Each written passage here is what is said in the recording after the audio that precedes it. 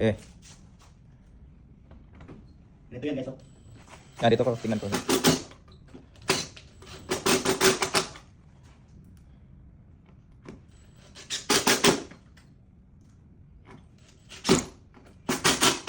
Hindi madali.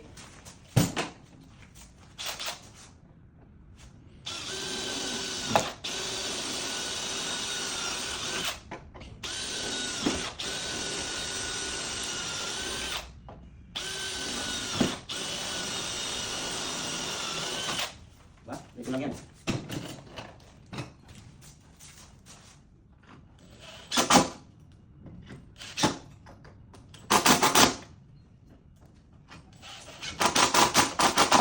Pang-purpose na ito ngayon guys.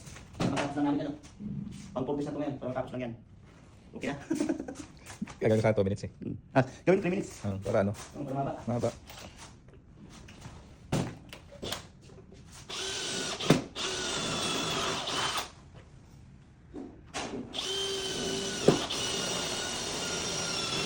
Mamaya, Pil.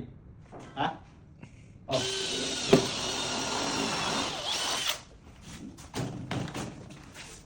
Okay, guys. Yan. Close up natin ng ano.